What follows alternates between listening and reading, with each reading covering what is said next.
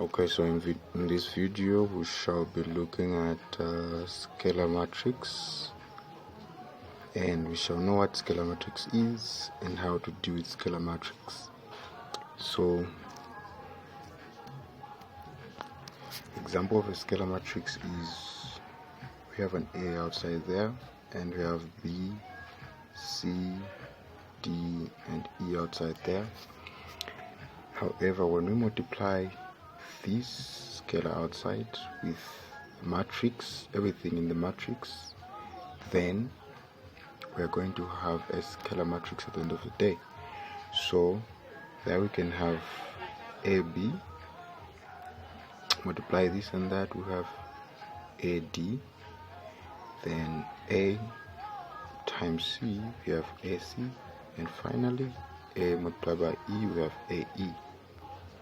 So that is it about a scalar. If we are dealing with numbers, for example, we have 5 outside and we have 3, 2, 1 and 4. Then our scalar matrix will be multiply 5 multiplied by 3 is 15, 5 multiplied by 1 is 5, 5 multiplied by 2 is 10, and 5 multiplied by 4 is 20. What if we have a known variable? Let's say we have x and we have 2, 3, 1, 1, 4, 1. Then what is our scalar matrix? So we are saying this variable will multiply everything in our matrix. So our matrix therefore will be 2x, multiply this, multiply by that, we have x multiplied by 4, we have 4x, then x multiplied by 3, we have 3x, x multiplied by 1, we have x multiplied by 1, we have x. Therefore, this is our final answer. Now, provided that we have multiplication of matrices,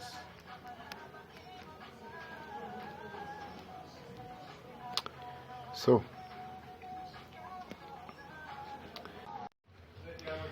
what if we have something interesting? So still stick to our row by column. So multiply 2 times 6 plus 5 times 5. Then we are also going to have 6 times 6 plus 1 times 5. Then we are going to have 2 multiplied by 3 plus 5 multiplied by 1, which is this side, multiplied by that side now. Then we're also going to have 6 times 3 plus 1 times 1. Then let me just wrap off the top part so that we get our answer.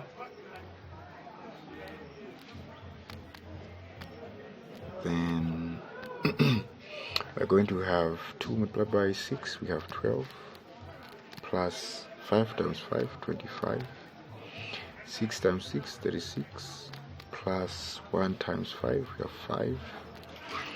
Then we have 2 times 3, we have 6, plus 5 times 1, we have 5, 6 times 3, we have 18, plus finally 1 times 1, we have 1. So now, what's our final answer? So, when we add 12 and 25, we have 37, 36 and 5, we have 41. Then 6 plus 5, we have 11, then we have 19, and this is our final answer. And this matrix is a 2 by 2 matrix. Let's look at some of the rules that would make a matrix not work out. Let's say, for instance, we have 5, 6, 2, 1, and we have 5, 3, 1, 1, 1, 1. Such kind of matrices cannot work out for us. when we're multiplying A and B, it cannot work out because row by column has rejected, because we don't have the last variable here. So we don't have another variable here, so A and B cannot be multiplied. But B multiplied by A is possible. But how? So our matrix B is, let me just check again, 5 3 1 5 3 1 1 1 1, and our A is 5 6 2 1 5 6 2 1. This one, our row by column will accept. Let's multiply that. So have 5 multiplied by 5 plus 1 multiplied by 2, 3 multiplied by 5 plus 1 multiplied by 2. We have 1 multiplied by 5 plus 1 multiplied by 2.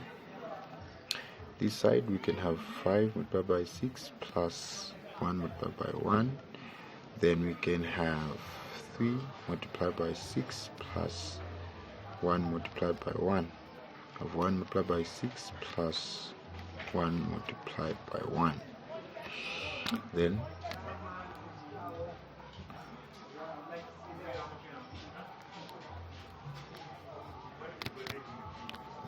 we can have 25 plus 2, 15 plus 2, 5 plus 2. Then we can have 30 plus 1, 18 plus 1, and finally we can have 6 plus 1. Okay.